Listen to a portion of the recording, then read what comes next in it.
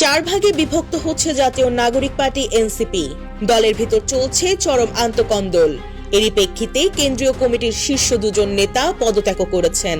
জাতীয় নাগরিক party NCP থেকে পদত্যাগ করেছেন দলটির জ্যেষ্ঠ যুগ্ম সদস্য সচিব ডাক্তার তাসনিম জারা। আমরা আজকে এখানে একটা বিশেষ ঘোষণা দেওয়ার জন্য আপনাদের সামনে উপস্থিত হয়েছি। গণ অধিকার পরিষদের সাধারণ সম্পাদক জনাব মোহাম্মদ রাশেদ খান আমাদের জাতীয়তাবাদী দলে যোগ দিচ্ছেন। এনসিপি শুধুমাত্র সিটের রাজনীতির জন্য কারোর সাথে জোট করবে না। নিজের দলকে বিক্রি করে দিয়ে, যারা মার্কা বিলুপ্ত করে দিয়ে একটা সিটের জন্য, দুইটা সিটের জন্য যারা নিজের দলকে বিক্রি করে দিচ্ছেন, তারা আপনাদের নিজেদের দলের প্রতি আপনারা অন্যায় করেছেন।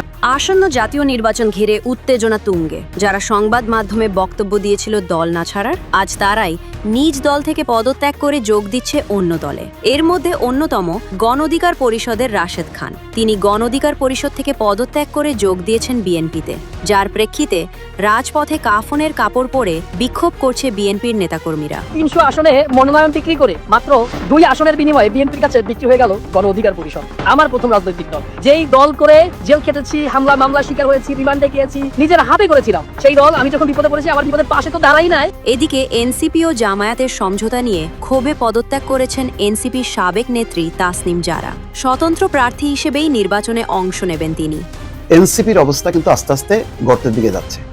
এইমাত্র ব্রেকিং নিউজ হচ্ছে, ঢাকা 9 আসনে স্বতন্ত্র প্রার্থী হিসেবে নির্বাচনের ঘোষণা দিয়েছেন এনসিপির তাসনিম জারা।